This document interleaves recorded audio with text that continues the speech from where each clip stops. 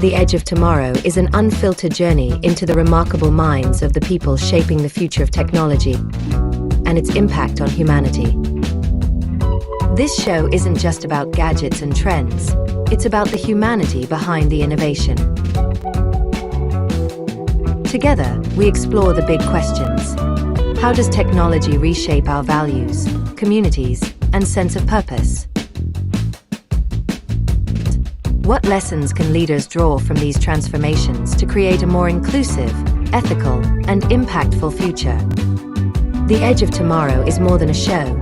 It's a journey to discover what lies ahead and how we can all navigate the challenges and opportunities of a world driven by rapid innovation. Our goal is simple: to make life more meaningful, leadership more impactful, and the future brighter for everyone. In every episode, Dr. Martha sits down with some of the world's most visionary leaders, pioneers, and thinkers to uncover untold truths, unlearned lessons, and profound insights about how the technologies of today are redefining the world of tomorrow. Welcome to The Edge of Tomorrow with Dr. Martha Boeckenfeld.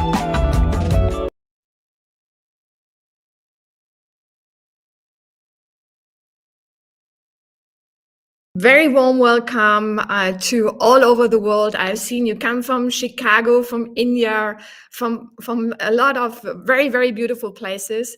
This is my first show of The Edge of Tomorrow, and I'm Martha Boeckenfeld. I'm a futurist. I'm also a peace ambassador, and today we will talk about what is very close to my heart: humanity and technology. We know that a lot of people are afraid of technology, and we want to take the fear and want to show how we can really use technology and AI to bridge what we call human and to be human. In the last week, we had a lot of noise. As you all know, OpenAI has released a new image generator, and the Ghibli trend was all over the place. Everyone tried it. And the big question also there is, the Ghibli trend came from the Ghibli studio. And the Ghibli studio is a very old studio, 50 years old. Every frame is handmade in beautiful watercolors. We know that 4 seconds take 15 months to create. Now you can do this in not only 15 months, you can do this in seconds. We don't want to judge if it's right or wrong, but we want to question, how do we deal with this new world, and what can we do to create a world really which is not only creating abundance for all of us, but which is truly human. Super excited today. I have one of my favorite people with me, Krista Kim.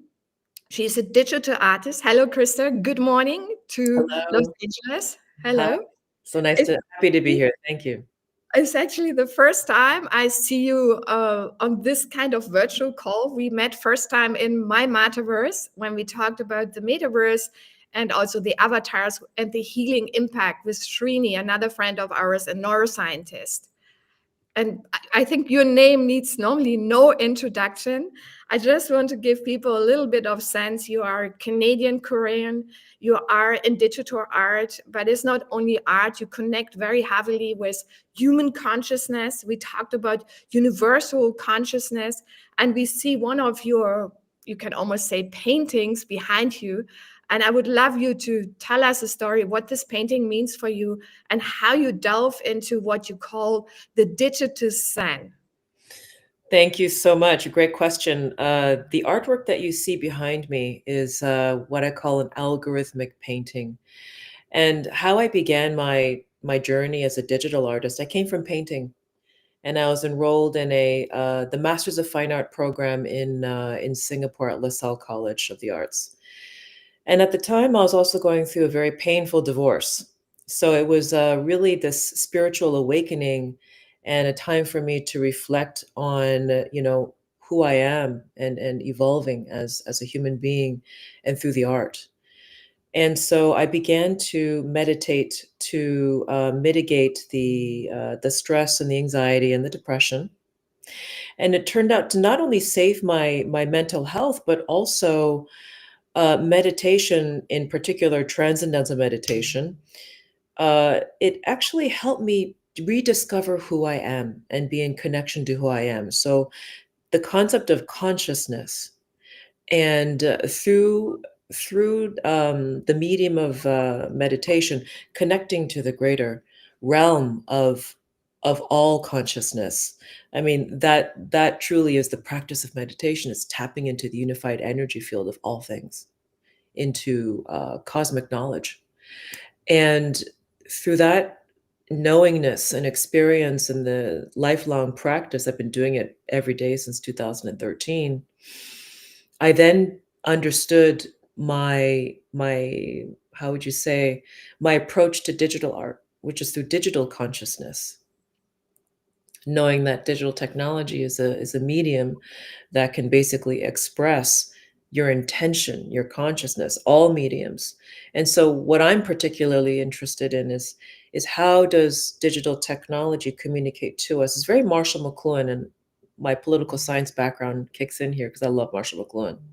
Medium is the message. I mean, how is the technology itself? What is the message behind the medium, and how does it affect our society, our communication structures, and therefore how we communicate and how we think and how we act in society, both on a micro level and then on the macro level.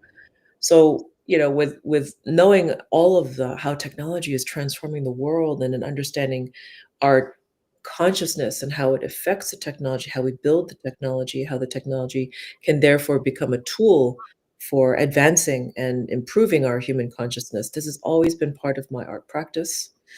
And I will always be interested in how we can elevate human potential through emerging technology.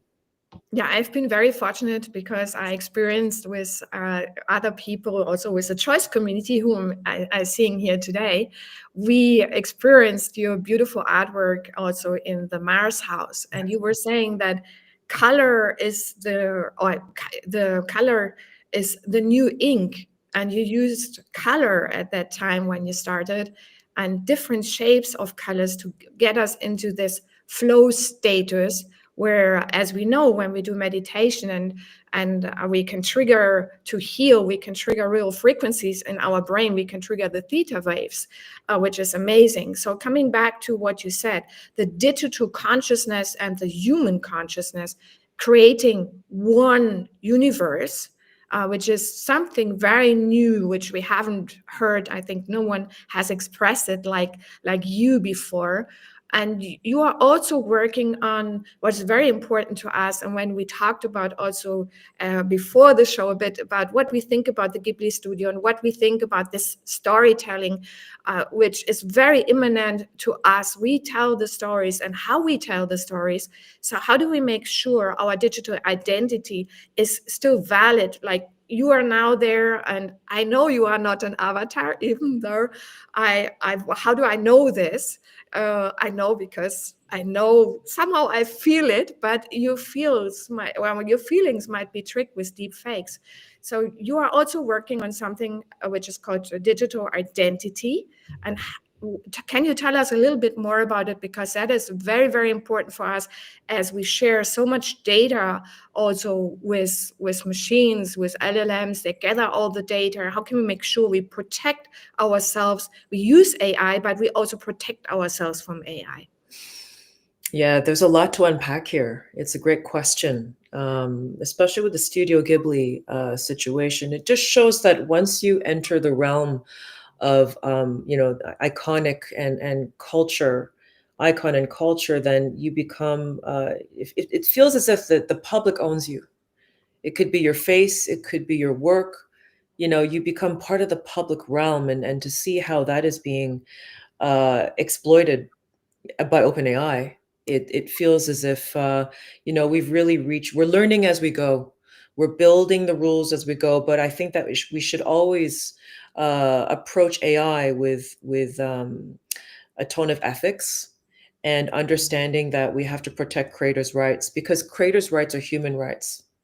When you infringe upon creators' rights, it's basically a very it goes then into infringing into human rights, right? So we have to be conscious of that, cognizant of that. And how do we protect ourselves? Well, as a creator, I look at this in the perspective of data. and digital identity. Here's one thing philosophically: know thyself. Know thyself is an ancient Greek axiom by Socrates. Socrates basically said, we need to have introspection into who we are deeply, and then have an ethical context by which we live our lives in the world. And then you talk about Eastern philosophy. Know thyself is letting go of the ego and then understanding your relationship with the greater universe itself in the context. And then, of course, when you talk about post AI, know thyself. How do I know it's you? How do I know you're not AI? It's humanity versus the machine. And so it completely changes the context by which we understand our own identity, because our identity is now digital. And just as our physical identity and our digital identity, we have to think of them as one as the same. It is now coming together. It's an extension. It is inextricably tied. So the digital physical identity, the physical body is made up of atoms. We are structural. We have this. We're made of components. We are atoms. When you talk about the digital identity, we are data. That is what makes up our identity as well. The aggregate of everything we do in our lives is data, and that is us. There's no difference between the data that we create and our own identity. So we have to understand that data is power, and that data is an asset, and data is in fact an extension of our own human identity, and we need to protect it. We need to redefine it. So when I think about the Studio Ghibli situation, I think there's one thing we need to protect. Yes, proof of humanhood, proof of personhood. Through biometrics and through blockchain technology, we can basically prove that I'm Krista Kim, in fact, on the screen with you, Dr. Martha. And then we are both here. How can we prove it? Biometrics, like the heart signature. I'm collaborating with a wonderful company called Tenbeo, based out of Brussels. The CEO, Atalis Kratuni, and I are good friends, and we've been collaborating on an artwork called Heart Space.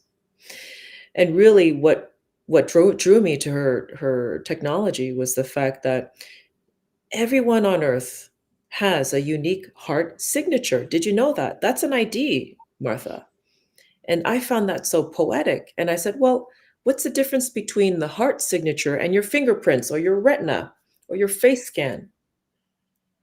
Talis educated me that AI can copy any visual marker, biomarker, right? They could copy it and then it could basically pretend to be you. Very dangerous. But with AI, with the heart signature, sorry, the heart signature is recording the electric signal that your heart creates when it pumps. Okay? So each of us has a unique electric heart signature. And so when you take the ECG data, her company takes that data. Using AI generative technology, they convert it into a unique heart signature key with cryptography. And therefore, you can prove in a moment using an ECG device, yes, I am here, this is me, and I'm real. So you know it's me and not a deepfake. Because AI, and we're already there, we're already there. We will not know what is real versus what is fake. There'll be a complete distortion of reality if we don't have a layer of truth using these protocols. And we need to authenticate our identity and our IP. So our IP then in the world can basically be marked with our heart signature, and therefore we know where it's going, because very soon we're going into the post Web3 era. We're going into a place where it's all interoperable, open internet, and we're all of everything that we create will have the metadata of our heart signature, of our ID, and therefore there will be mechanisms in place that will allow us to monetize on all the data that we create. And if someone creates a derivative of our work, we should be monetized for that. I am not against people being inspired by Ghibli. Art has always been about inspiration. when I was painting as a student, I would paint Monets. I would copy, all the great artists. There's nothing wrong with that. But to create an economic enterprise around that, now there is where you have a problem. That is unethical. So the creators have to always have that monetary incentive, a way to support themselves, to create the incentives to create beautiful art. We belong in the world. We're essential. Can you imagine if AI aggregates all of the creative work in the world, which it has, OpenAI is already infringing upon copyright as we know it, taking all of the information for all the creators around the world, journalists, you name it, any creative, owning it and then monetizing off of it. I mean, where's the future in that? Where's the joy and the soul and the beauty of living? Now we have to make sure that we support creatives and that, yes, creators' rights, human rights, proof of personhood, proof of humanity, those protocols are essential. And data is an asset. Data should be recognized as an asset. There should be um, policies in place. Every government should be recognizing it. So, my friend Michael Clark actually is advising the Dubai government on these protocols, and he would be an interesting person to talk to. He's a real expert on this. And yeah, we have great conversations about this as well. And understanding the whole concept of data literacy, understanding your rights around data, like that is essential. Data is power. And there's $1 trillion market out there. That's That's why everyone is trying to jump on your data. And as we know, even if you create now an image on OpenAI with a Ghibli image, which you can do easily, then they take also your photo, your data. As you said, you are consistent of data. You are human, but you also have a data field around you. And we somehow have to make sure, and we very easily give data away.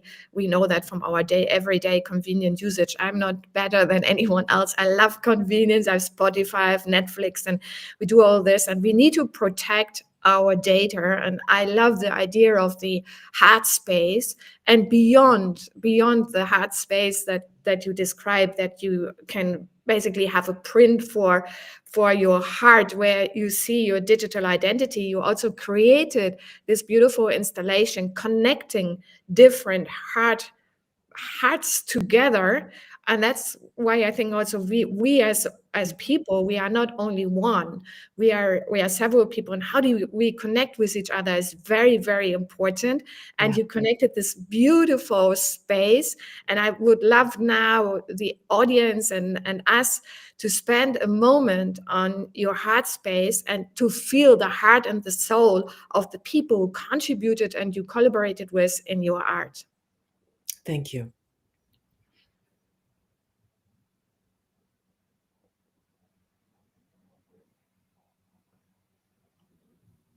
So let's play the heart space and think about AI as a healer.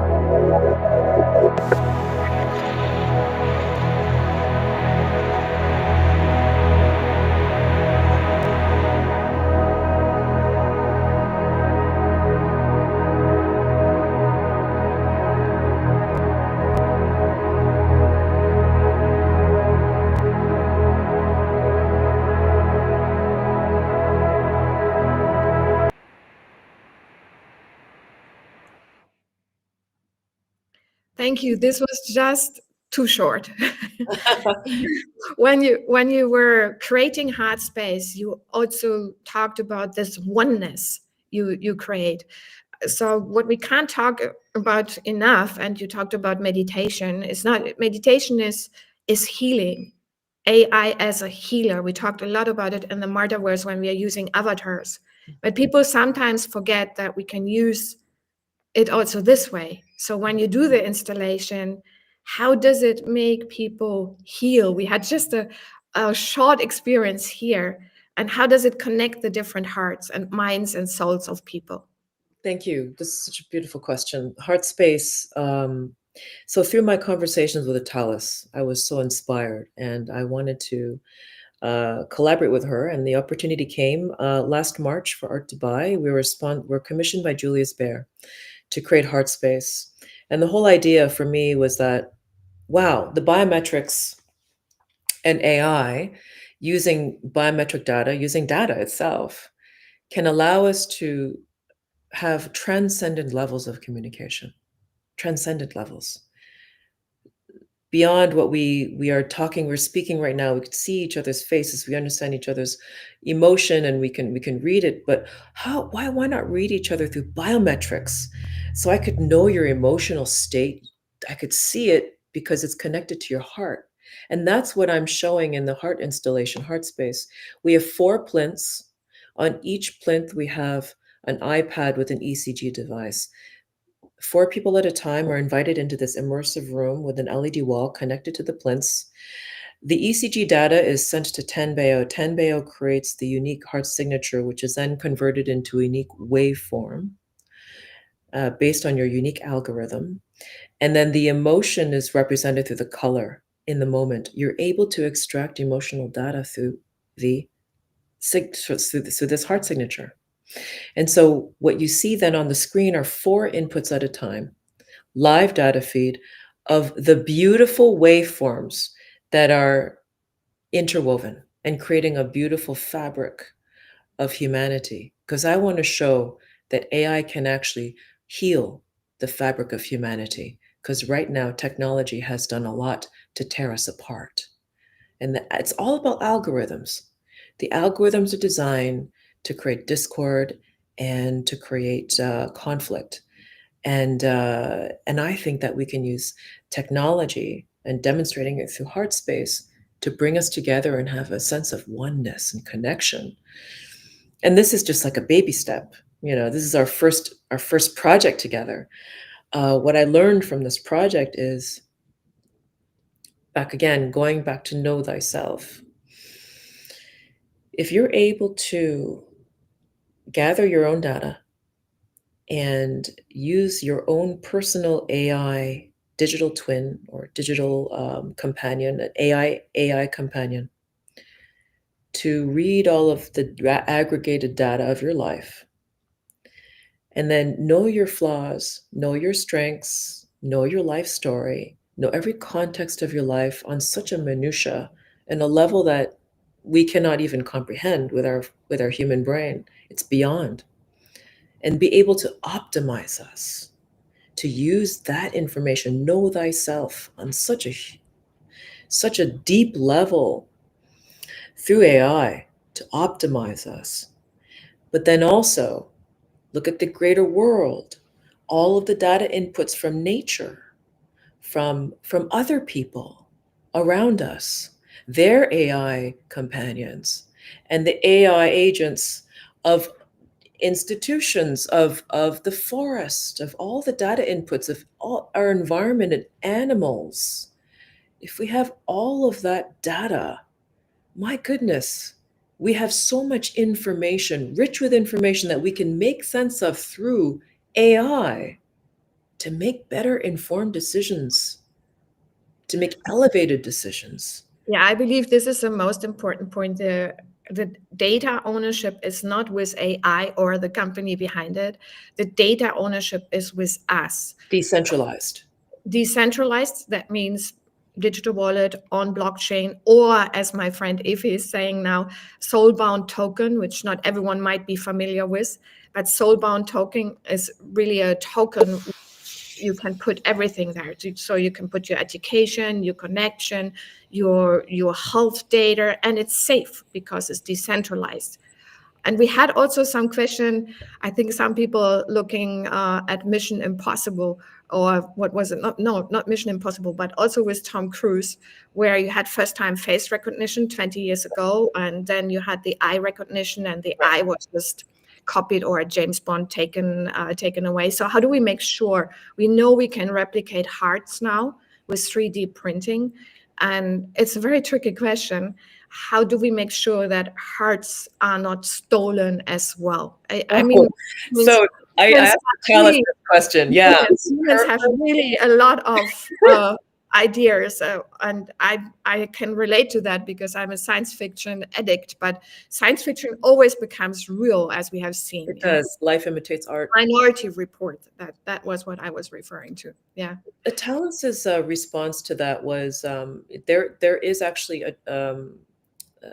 So in the protocol, when you're entering your ECG data onto any device, whether it's a ring, whether it's the little monitor devices, there is an actual sensor that detects whether or not your fingers have touched the sensor. You need skin to device contact in order for it to be properly, uh, verified, right? Otherwise, it's not. Otherwise, it's blocked. So you can't have, you know, you have to be you. You have to be a human being that creates a circuit with your heart, with your electromagnetic circuit, with your digits and their heart, and it's something that you just just through the device and the way it's designed verifies that yes, it was Krista Kim that touched this device, and this is the right. There are all these different points that steps that have to be okayed before anything is verified. So it's yeah, I mean it's pretty legit. It's it's pretty amazing and Yeah, I think poetic. But we how need to poetic? also make sure that people have a real connection to the heart. Yeah, so that is what you are saying. So it's not I do a 3D print of a heart and I just You need so that fingers to touch. and you have the frequency, as we have seen, of the heart, and the frequency of the heart is super unique. I mean, we know that every human is unique, but this is one of the things we I think we need to dive deeper into to make sure we own who we are in particular, and we connect. And that's what I find with your art in particular. And it's beyond art; You it's know, this it's mindful connection we can create. right. It's very spiritual. And I love that you touched on that, Martha, because, Heartspace, so far, Heartspace has toured to 3 countries. We've been to Dubai, we've been to Dalian in China, and then Riyadh in Saudi Arabia. The clip that you saw is from Noor Riyadh. And universally, the response is understood. It's just intrinsically known. And human beings connect with this piece. They understand because the human heart is so universally the window to the soul. It is the doorway, the portal to the spirit, to our human connection. And it's so poetic that it's also going to be the one protocol that actually saves us against the existential threat of AI taking over our identities. Yeah, it's beautiful. We have another question, and I would before we take it, because it relates to this, from my friend Martina Fuchs. She created the Frequency School, also Frequency for Healing, and in Davos, she and the team did something amazing. They launched the 195 song. Yeah, so that's an equality song, and they are now applying for the Guinness World Record. So if you can all help us here to also check out her LinkedIn profile, subscribe, because that will also contribute to become the recordist for equality.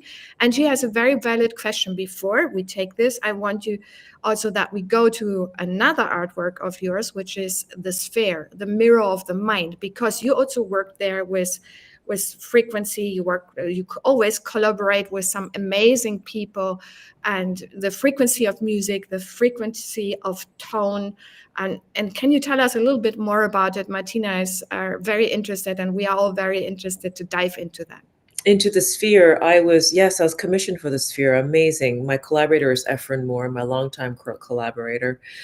The intention of this artwork was to create a monument of meditation, a mindfulness moment.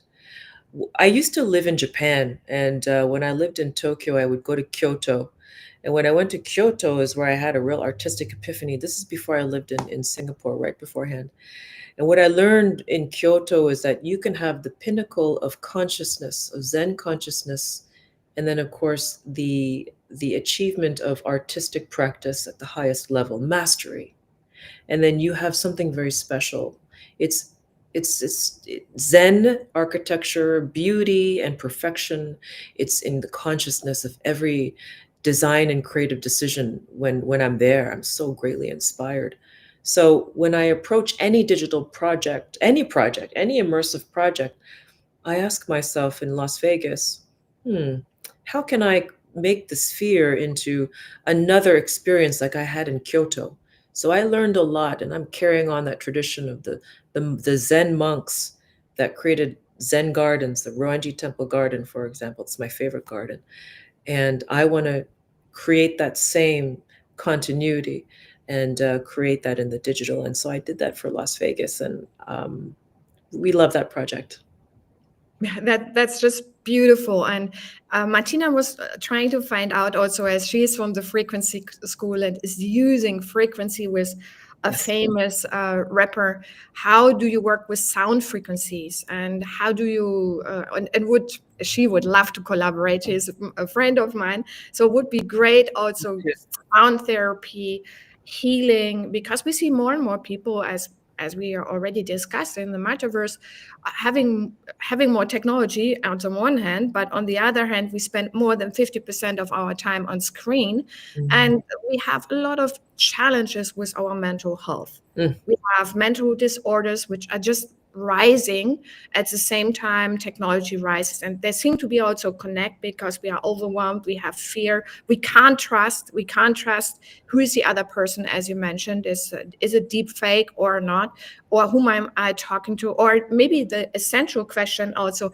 you mentioned Socrates, who am I? Who is what I am, who I define myself. So Martina, back to your question to Krista, how do you work with sound frequencies? So with sound frequencies, I actually collaborate. And I have always been a fan of sound frequency music ever since I was creating my first digital art pieces, and or even painting. I would listen to sound frequency music to change my state of my brain state into theta and go into flow state. It facilitates the flow state. And especially for people who don't meditate, because 85% of the population does not, I think that sound frequencies is a wonderful way to help facilitate, the zoning out of the brain, and to help you get into a flow state as well. So I'd like to incorporate this technology, and it's an ancient technology. I like to incorporate this technology into my experiences. So when I create an artwork, which is like a video, or like Continuum, for example, is a meditative experience, experiential artwork using healing sound frequency music, composed by Legovskoy, a wonderful collaborator out of Paris that I work with, and of course the color and the Zen soundscapes, and the lightscapes in combination. I like to create immersive experiences in that way. So yes, I'm a big fan of sound healing, absolutely. And the mantra that I'm using when I meditate, that is sound healing. That's a frequency, and that's very, very powerful and ancient technologies. Yeah, I really strongly recommend also for people who haven't tried meditation. I do this now for only 2 years because I'm a very bad sleeper. I have so many things during the day, and my head is full and really spinning. And I use this. I don't get anything from this, but chopra meditation, especially for sleep. So make sure, no matter which meditation you use it also for a certain purpose. And when I work, I use flow music. So I put in my AirPods so that I'm completely focused and zoomed into what I do.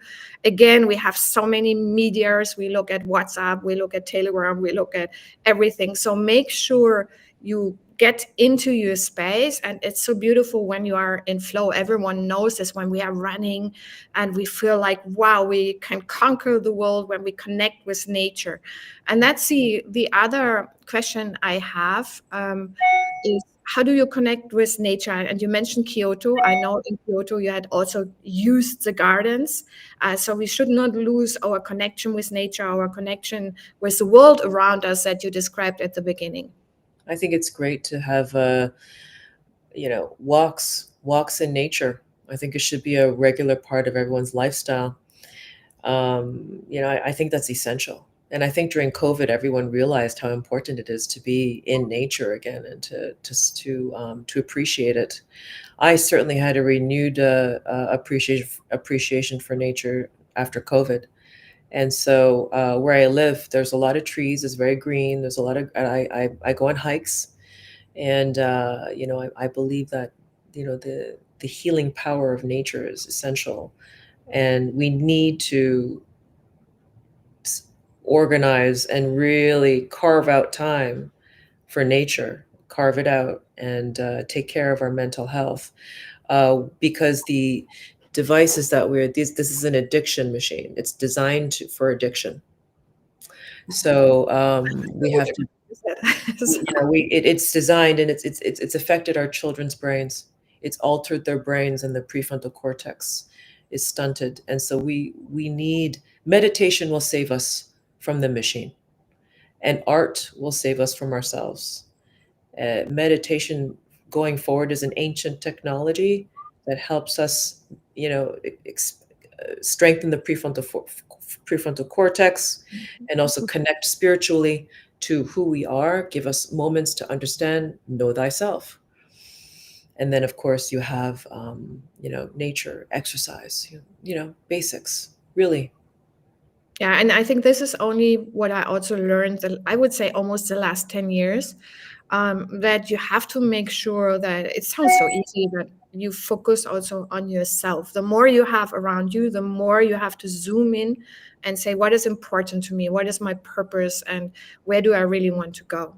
We have another almost final question, I would say, is a question about how can we make sure that installations like Headspace are traveling around the world and people connect in the heart space around the world. You could almost think about like the 195 song where we had 195 female leaders saying equality. How do we make heart spaces which connect, and how do we can create peace?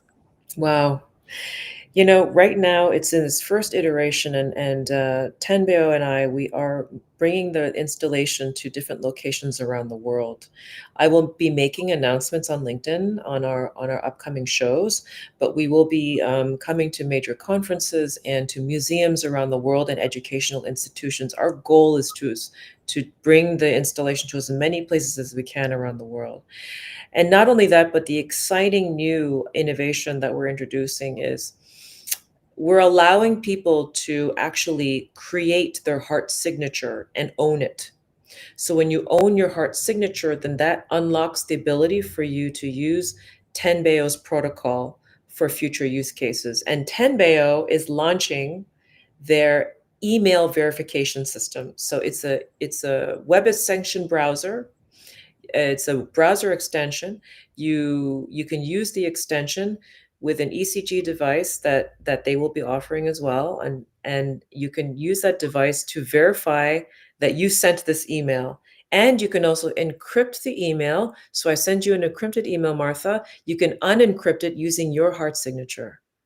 I So love this. right I now, can't wait to experiment all of this. And I just want to make sure also we have a lot of questions around that how we use AI, and that AI can also open up, like someone is saying his dad cannot speak anymore. We know with brain chip interfaces and also with avatars, we have seen that in examples.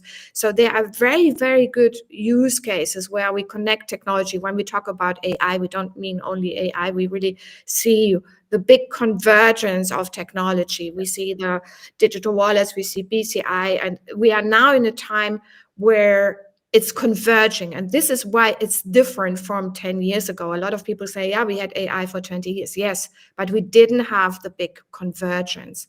And the big question, obviously, we have, how do we make sure AI is healing us, AI is helping us, and we use AI for the purpose of humanity?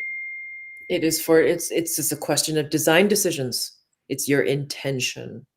So heart space for me is very special because the intention is to bring people together. The intention is to raise awareness about the importance of proof of personhood, and also how we can elevate human connection. It's just a matter of design. The more diverse the conversations are, the more ways that we can demonstrate how AI can be used as a way to create beauty in humanity, of elevating our human potential, increasing our potential for education, for health and wellness, especially through agentic AI, but personalized AI models, not the centralized. Here's the thing. There's a lot of talk about OpenAI, and there's, DeepSeek came out, and what DeepSeek basically opened up was the whole opportunity over open source AI, and how the language models can be smaller and still function very well, very, very powerful. Well, think about this: having a decentralized AI that is your own personal LLM. I mean, not LLM, personal language model that you can control. You own your own data, you feed it with all of your devices, and it's yours. And And it's you don't need to spend billions. I think that came really as a shock to the industry.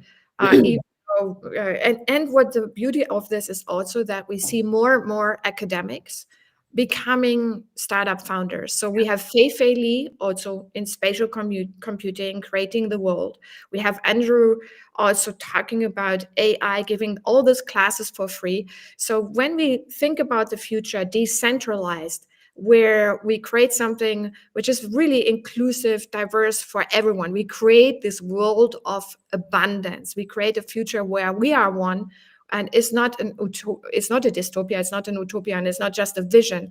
We see all these different pieces, and in my view, and that's also one of the purposes of the Edge of Tomorrow, let's bring all this beauty of minds and souls together. And it's not about the latest AI prompt. It's really about how do we shape this new world, and how do we make sure it's a world of humanity and it's a world of peace. We are all now very concerned. We fear we will have wars again, but let's connect with each other. Let's bring everyone together. Can I just add that AI is like a child.